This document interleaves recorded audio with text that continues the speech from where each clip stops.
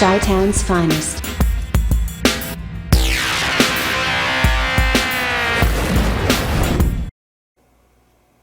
Okay, so I just want to make this quick video today on this 50-inch Hisense that was manufactured just not even 2 years old, 2020 I believe, and the model number on this TV is you see in the right corner where it says model on the top. It's a 50R6E3. Okay, and the problem with this TV is it's doing a constant boot loop. All right, which means the logo pops up, and then the TV cuts off. Logo pops up, TV cuts off, just as far as it goes. Okay, so what actually happens with this TV? I'm going to go ahead and plug it in, and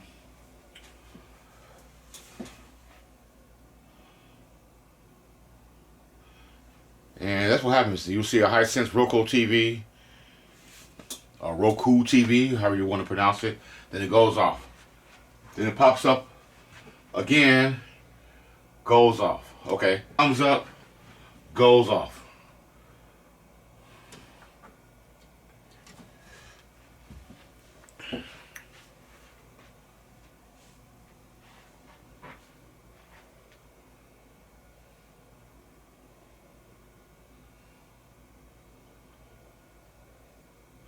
And that's actually all it does.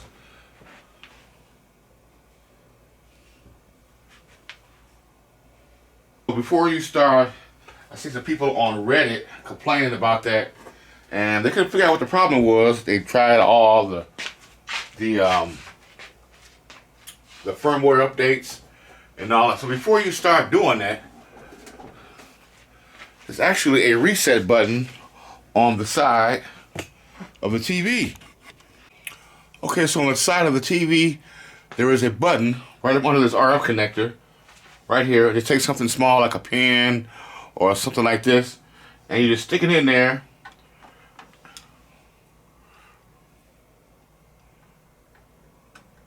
While the TV is plugged in, while it's rebooting, you just hold that button in for like 20 seconds. And that's it. Okay? And what happened was I actually replaced the backlights on this TV, and after I did that, and I cut it back on, then it started, after I replaced the backlights, the backlights did come on, but the backlights kept cutting on and off. And I actually thought it was because I didn't have my panel hooked back in yet, okay, because I didn't have the TV completely reassembled back together. And sometimes TVs will do weird kind of stuff if you don't have everything hooked up, like the driver board and stuff like that. And so when I end up finding the button there, I held the button in and for about 15 to 20 seconds, and that was it. Okay, so it should start working. That's it. Okay.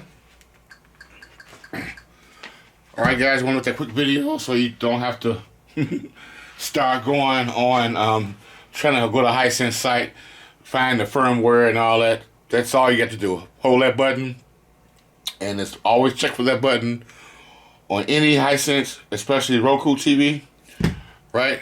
And if you don't see a button on the side, if it's an older Hisense TV, you can always take the back cover off and look on the main board and make sure there's not a button. It's usually by the microprocessor IC chip.